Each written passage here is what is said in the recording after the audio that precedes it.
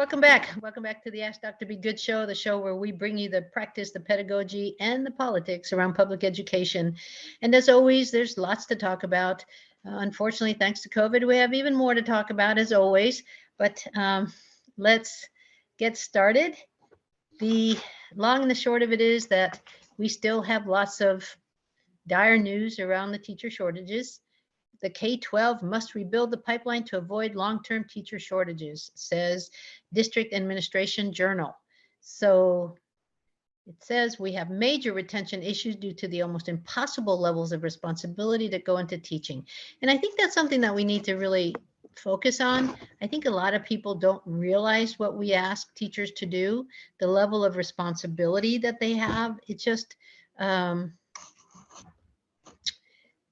let's read together here. The critical shortages that districts were experiencing in specialized fields such as math, science, special ed, and foreign languages prior to the pandemic are now being seen across all subject areas, even social studies, even ELA, English language arts. Enrollment in colleges of education has also taken a significant hit during COVID as students experienced financial hardships during the pandemic are choosing to study more lucrative career fields.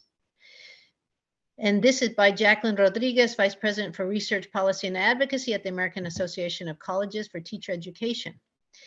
This trend began during the Great Recession in 2008, but it's not the only reason educator pipeline is drying up, she says. We can recruit diverse and qualified candidates, but right now we have a major retention issue due to the almost impossible levels of responsibilities and stresses that go into teaching. The recent politicization of education, including efforts in several states to restrict discussions of race and LGBT topics, is making college students increasingly reluctant to study education. In response, Rodriguez's organization has just released a racial and social justice resource hub to guide K-12 educators in supporting intellectual freedom. The AACTE also offers a toolkit that covers how to use ESSER COVID relief to reverse the teacher shortage. Districts, first instance, can use the funds to support clinical placements of college teaching candidates in their classrooms. ESSER can also be used to hire these teaching candidates as substitutes. And I don't know that everybody knows that. So here's one state's solution, right? Because we are a national show, so I like to bring what's happening in other states. Kansas provides one example of how state education agencies are helping districts cope with labor constraints. Prior to the pandemic, Kansas Department of Ed instituted a 2-year mentoring program for new teachers, which has increased retention from 88 to almost 93%. Another program allows candidates with bachelor degrees and special education paraprofessionals to begin teaching in their final year of certification. During the pandemic, the agency implemented a temporary emergency authorization for subs that allowed individuals who have a relationship with a school district to work in a classroom for the rest of the 2022 school year as long as they passed a background check. And with high school math an area of need, Kansas is now offering 2 levels of certification. All some candidates need is basic math, while others also need higher level certifications. This state is developing similar tiers for science teachers. So, they're figuring it out. Districts are also using relief funds to put their paraprofessionals on full-time teaching pathways by paying the tuition of evening education classes. And that's being done in more than just Kansas. I know in Texas they're doing that as well. High school juniors and seniors have also been invited to attend these classes in dual enrollment, grow your own programs.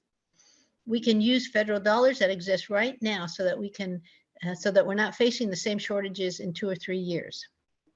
Another source of federal money comes from the U.S. Department of Labor, which recently made teaching an apprentice-able occupation. That means that schools can tap into these funds to create teacher residencies and grow your own programs and help teaching students pay for college costs. So those teaching students or students who are in teaching pay their college tuition. Some districts are also jazzing up recruitment materials by emphasizing how professionals such as bus driving benefit students in the community.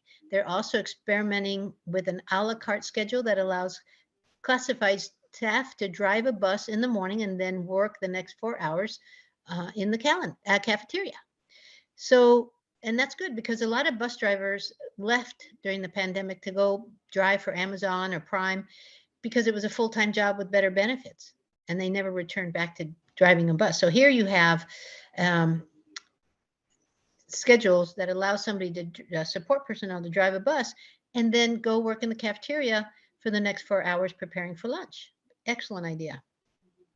We need policymakers and the public to rally around educators and support them as much as they did at the beginning of the pandemic. Rodriguez says, educators are feeling undervalued for what they're not giving to every student. They have become mentors, coaches, and guidance counselors and advisors. They've become the support mechanism for students beyond the delivery of instruction and classroom management. So, are there signs of hope? A recent AACTE survey examined both positive trends and lingering impacts of COVID has on teacher preparation programs. And on the bright side, in both the fall of 2020 and 2021, the majority of education preparation programs reported the pandemic had either no or minimal impact on enrollment, which I really find hard to believe. Oh, the share of respondents reporting staffing reduction declined from 49% in 2020 to 32% in 2021. This fall, 58% of respondents held classes completely or primarily in person, and 34% operated under a hybrid model. This is a dramatic change from the fall of 2020, when 56% were using hybrid and 31% were still completely virtual. Members reported that state licensing requirements have largely been reinstated, including policies for coursework observation, clinical experience, and performance assessments. The ongoing concerns are, in both fall 2020 and 2021, 20% of institutions reported that the pandemic resulted in a decline of new undergraduate enrollment of 11% or more. Yeah, that's what I'd heard. At the graduate level, 13% of fall 2021 respondents reported significant declines in the number of new graduate students. In 2021, 1/3 of educator prep programs reported continued staff cuts.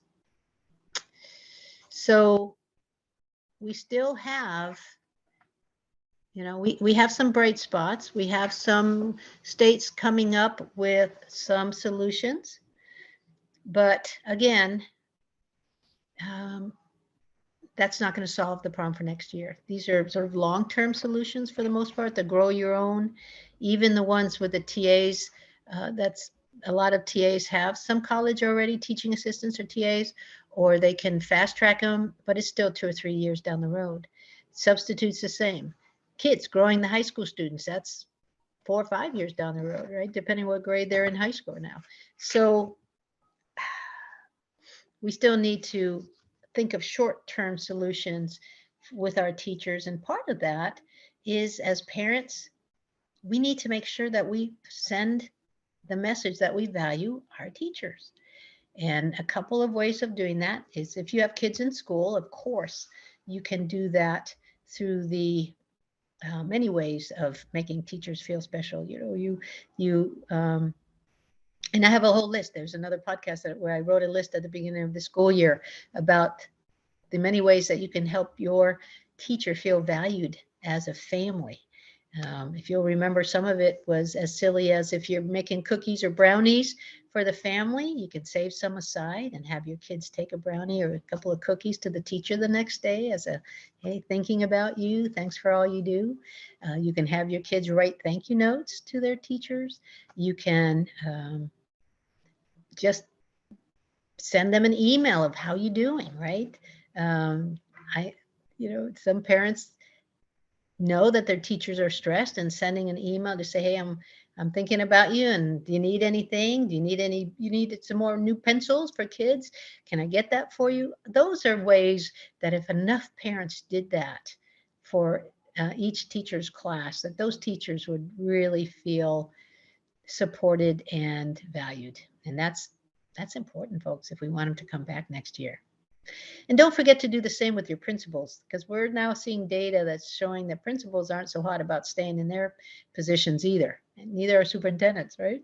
So just be nice to educators. They need it. Thanks. And one of the side effects of COVID, as we all know, has been the um, mental health issues that have popped up. And so this article caught my attention because we do tend to sometimes not know what constitutes a mental health problem. And so this is mental health news, and it's digging deeper into what constitutes a mental health problem. And the key takeaways here is, according to recent study, there's no consensus on what a mental health problem is. Biological and psychological approaches had the most theoretical models, while there were fewer social, consumer, and cultural mental health models. So these findings highlight the need for more input from individuals with lived experiences of mental illness to inform how this work is conceptualized. So let's talk a little bit about that. Individuals are often encouraged to address mental health problems. So a new study in the Journal of Mental Health found that greater clarification is needed on what constitutes a mental health problem. And so all of you are saying, wait a minute, why do I need to know this? Well, we all need to know this, right?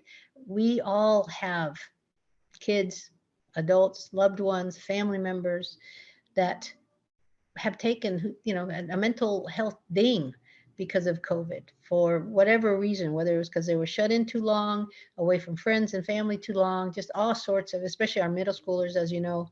And so being able to really get a handle as just your everyday adult on what constitutes a mental health problem, I think is important, not just for mental health professionals. No, we all need to know this. So this study was based on a review of over 100 publications that made reference to mental health or mental illness and identified 34 different theoretical models to understand the nature of mental health challenges. While understanding of mental health continues to evolve, it's crucial to include a variety of diverse perspectives to promote equitable outcomes. So understanding the research, for this study, researchers reviewed 110 publications and found that there's no clear consensus on if mental health phenomena is considered a disease, the cause of it, and what constitutes a mental health problem. Of the 34 theoretical models identified, most were based on biological or psychological approaches, but included a few social, consumer, and cultural models. And some drew elements from different mental health approaches. Researchers found that most biomedical approaches assumed mental illness, while more social approaches questioned this, as oppression was taken into consideration in terms of its impact on mental health. While a variety of possibilities for addressing these tensions are outlined by researchers, they stress that these discussions need to include perspectives from individuals with lived experience coping with mental health challenges. All right, that's always good, right? Go to the people who actually have mental health challenges. So Juan Lagoy, MD, a psychiatrist with Mind Path Health, says there are a wide variety of ways to classify what constitutes a mental health problem. There are many variables that determine which way is used to constitute a mental health problem, including cultural and social factors. While biological and psychological approaches have most been used by psychiatrists and psychologists, Dr. Lagoy notes that other approaches by helping professionals need to be recognized for equitable outcomes. In this way, Dr. Lagoy highlights having a more diverse outlook and listening to other points of view can only make one more understanding and better at treating mental health problems. He explains that what constitutes a mental health problem can be extremely subjective depending on time and society in which one lives. As an example, he notes that in the Middle Ages, schizophrenia was revered because people thought they had a connection with the divine. Well, that's interesting, isn't it? While understandings of mental health have changed, the study touches upon how we need to be more open and diversify the different approaches of classifying mental health, and also rely more on non-medical personnel for their unique viewpoint. And so that's really important. That's, really, we all need to know more about mental health and what constitutes a mental health problem, because society is so tough on us, right? And it's been tough the last 2-3 school years, and 2 years this month, but 2-3 school years. And so knowing more and becoming better versed in mental health challenges is something all of us need to take on. There's not an adult out there that doesn't need to know a little bit more about what constitutes mental health challenges. So Dr. Lagoy notes that this topic is not really covered much in the literature. So it's possible that medical professionals may have never considered different approaches in terms of what constitutes a mental health problem. Readers need to be aware of how biased many medical professionals may be in classifying mental health problems. We need to be more open and learn about other traditions, as well as value unique opinions from those who are non-medicals in the field. This study may be a catalyst to encourage more research, as Dr. Lagoy notes that mental health problems are seen differently across cultures and time periods. And he says, when I see a patient who was born and raised in the US in his early 20s, I will treat him differently than when I see a patient from Afghanistan or India who's in their 70s.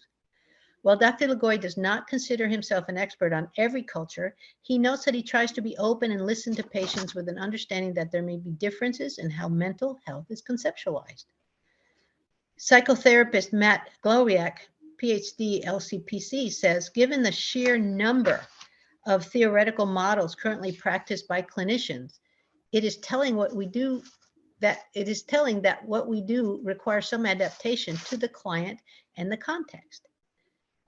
Gloriak explains that contemporary research focused much more on Eurocentric individuals and minority populations, which has led us to needing to catch up today.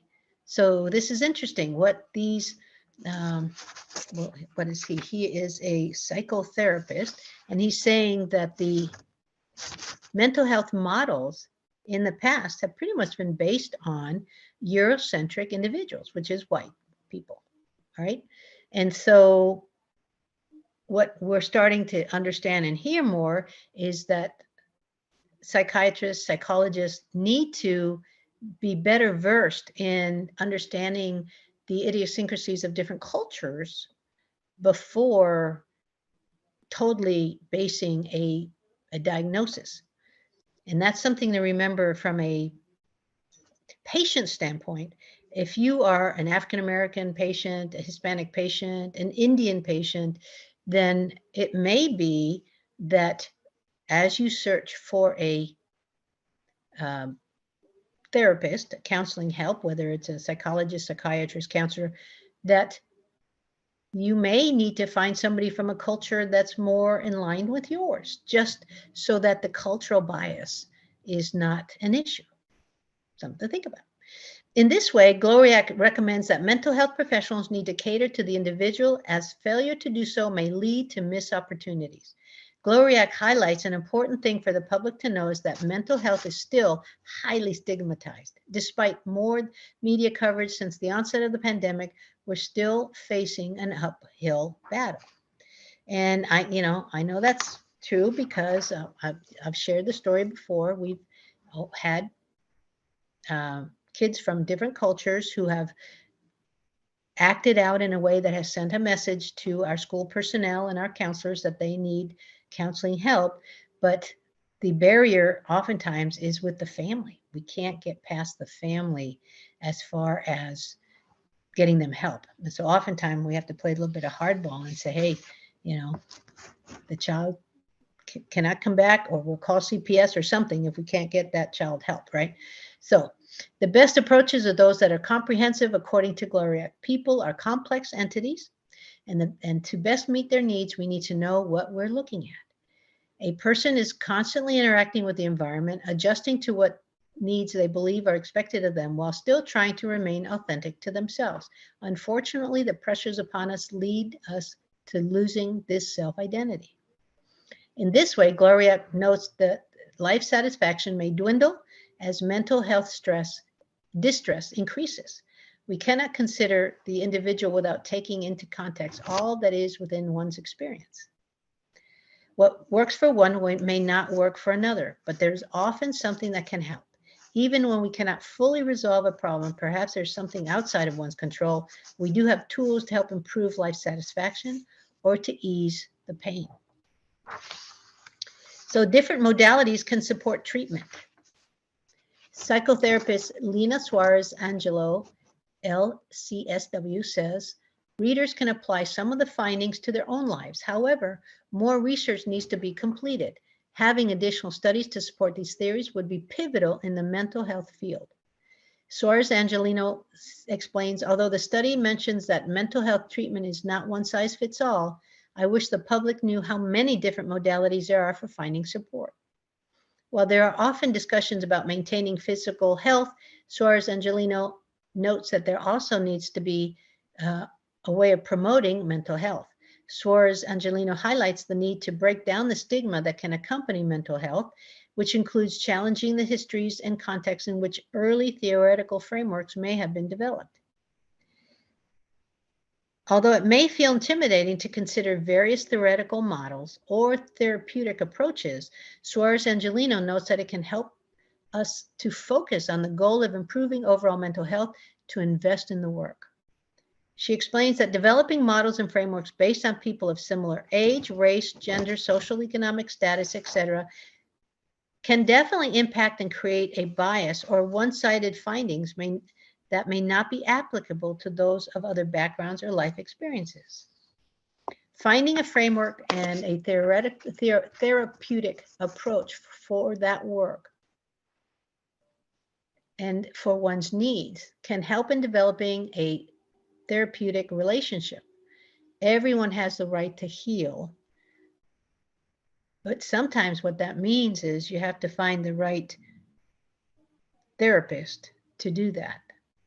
So what this means for you.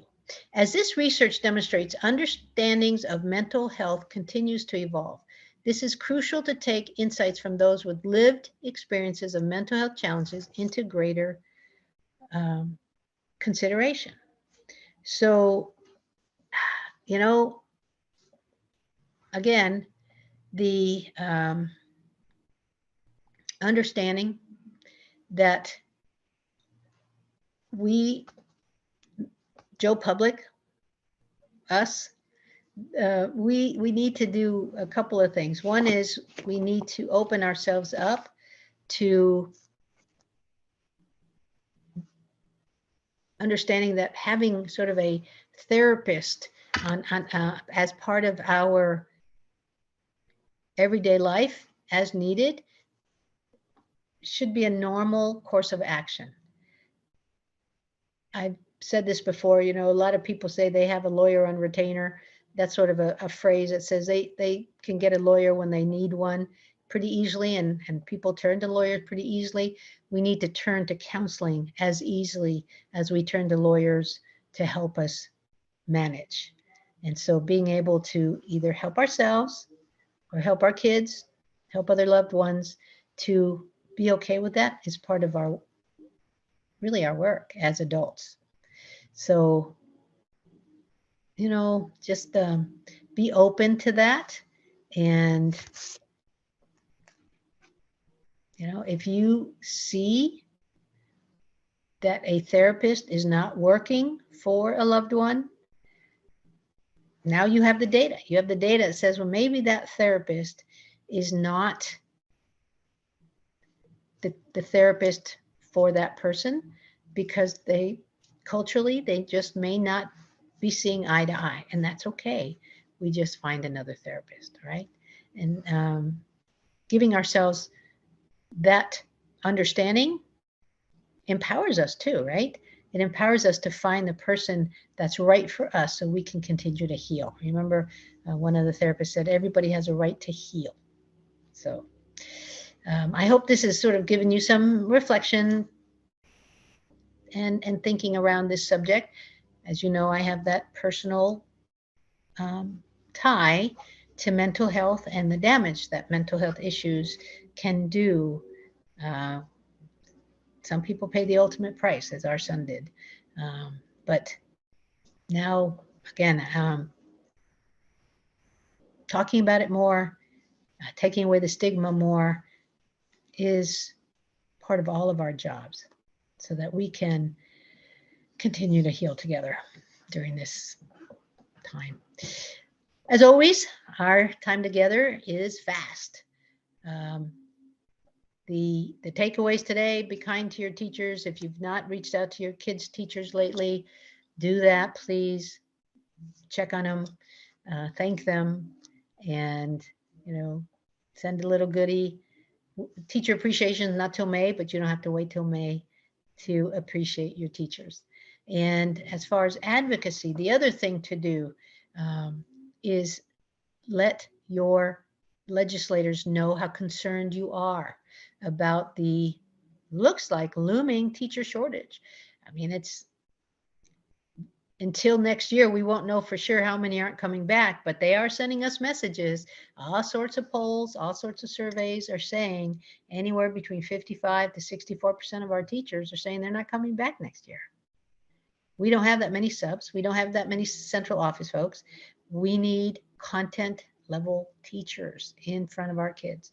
So let your legislators know that you think that teachers need to be valued more, and a message sent to them in several ways. One is they can always use more money, folks, especially down in the South. Now up north, you have the unions, and they've made sure that many teachers make six figures up there. Long time teachers make six figures, as they should. But down here in the South, it's not so much. And so we need to let our legislators know that we want our teachers to feel respected more, having a little bit more pay raise, less paperwork, less testing. And this thing about don't say gay bill,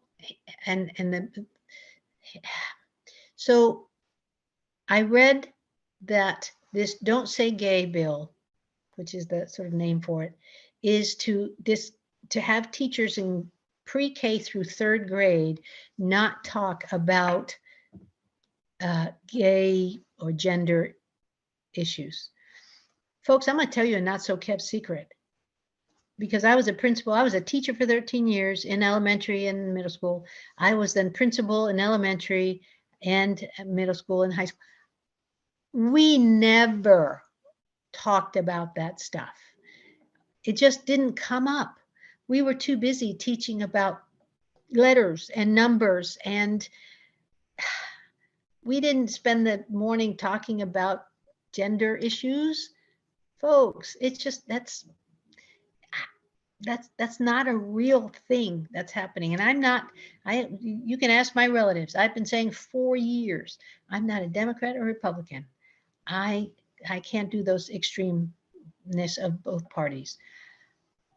But I will tell you, as an educator, we are not sitting around teaching about gender and being gay or not being. We just aren't. It doesn't come up. We all have a healthy environment for kids, and that's what our job is, right? So please note that that's just not something that you can legislate out, because it's just not happening. Okay, so thank you, everyone. I hope you have a great rest of the week, and I hope your spring breaks were good. I think most of them are done by now, and